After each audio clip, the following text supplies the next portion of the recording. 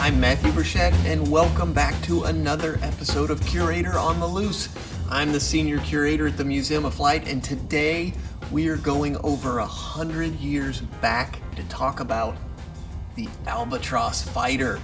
Oh my gosh, this is our first World War I episode for Curator on the Loose, and as you can tell, I'm psyched. I love this stuff. Now, in 1915 and 1916, the Fokker ruled the skies over France. In fact, the British called it the Fokker Scourge. That little Eindecker, which means single wing, it wasn't a biplane, ruled the skies. It had a single Spandau machine gun, and what made it so amazing was that the machine gun was synchronized to fire through the propeller arc.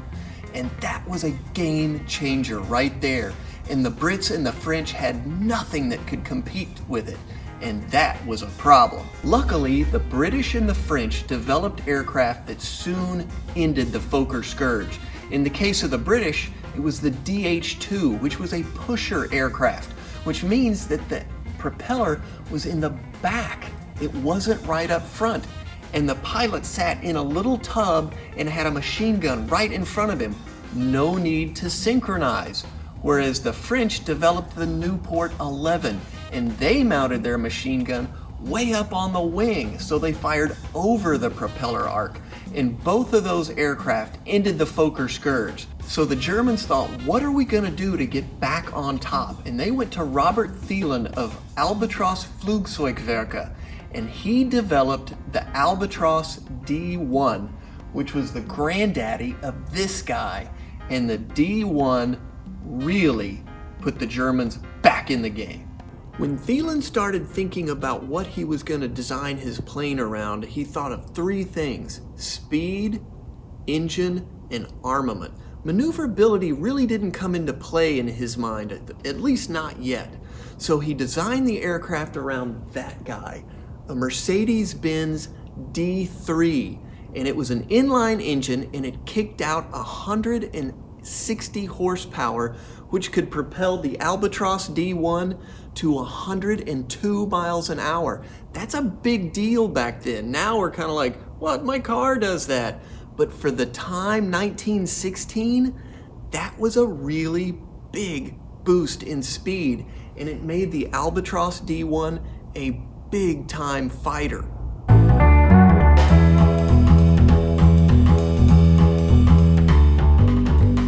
As we were talking about earlier, Thielen's design revolved around three things: speed, engine, and armament. So for armament, he gave the Albatross two 7.92 millimeter Maxim machine guns, and that was a huge deal. These are some big guns. They're bigger than 30 cal, not much bigger, but they packed quite a punch, especially when you have two of them.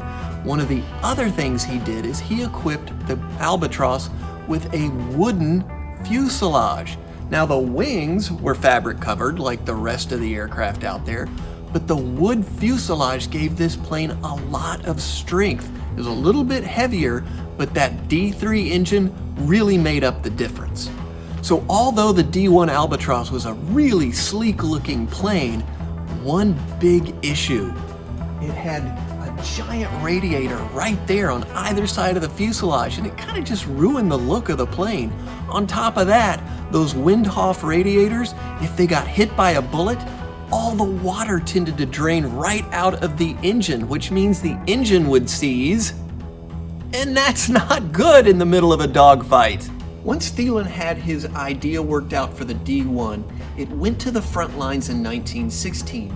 In fact, JASTA 1 and JASTA 2 were the first German units to field the aircraft, and JASTA 2 was the first to get it into combat on September 17, 1916, over the French town of Cambrai, and they shot down 5 British Fe-2B pusher aircraft for the loss of no German aircraft at all. And at that point, this plane ruled the skies for the Germans again.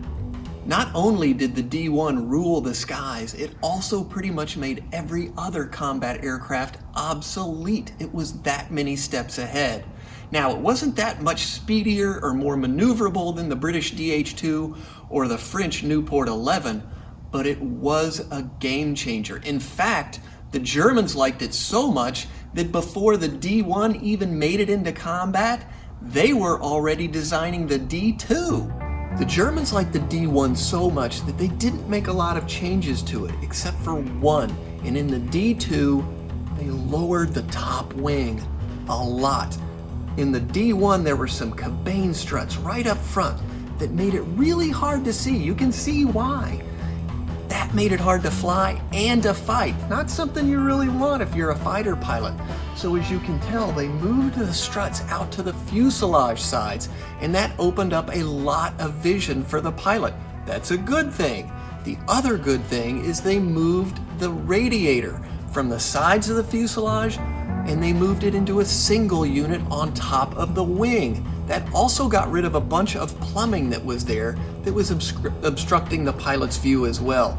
Also a good thing if you're a fighter pilot. During the war, the Germans captured some French Nieuports, and they utilized some of that technology to upgrade the Albatross. What was it? It was a Sesquiplane.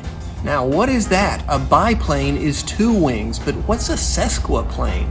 A sesquiplane is like a wing and a half, and that's what the Nieuport had. If you know what a Nieuport 11 looks like, you'll notice that it has a very wide wing up top chordwise, that means front to back, but the bottom wing is very narrow. Albatross swiped that idea because it gave the D.III quite a bit of maneuverability.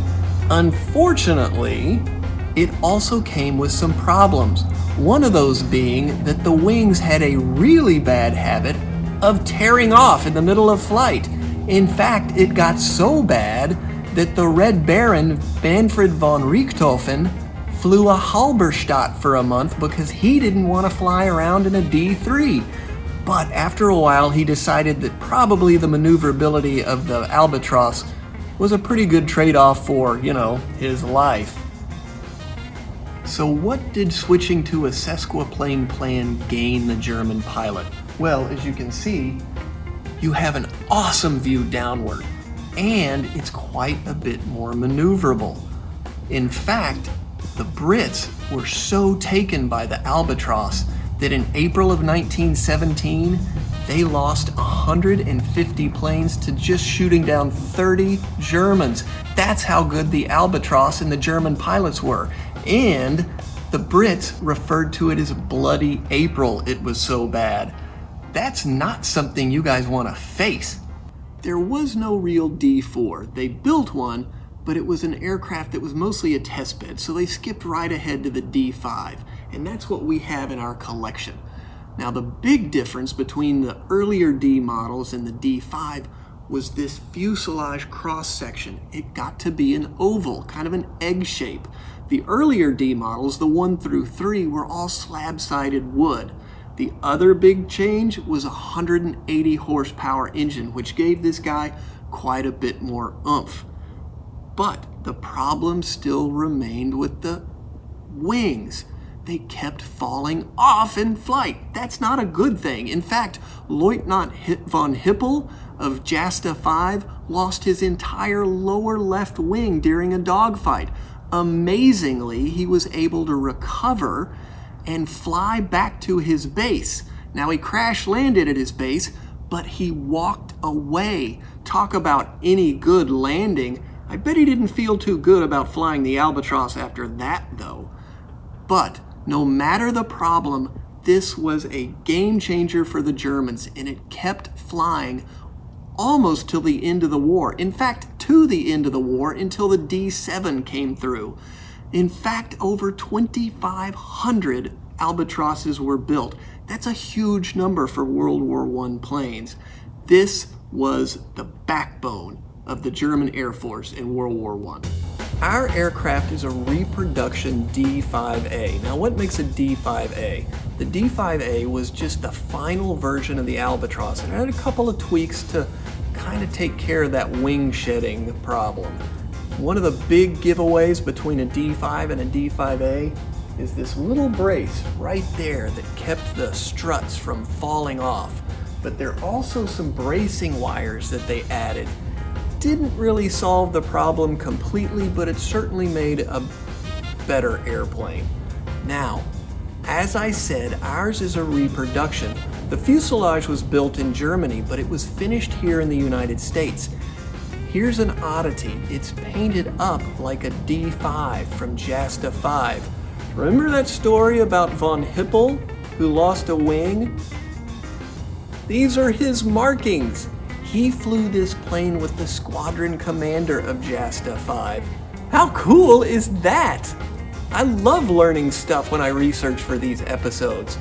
Thank you so much for tuning in. If you've got questions or comments, remember, Facebook, YouTube, or hit us up at curator@museumofflight.org. Keep tuning in, we really appreciate it. And I get to have fun.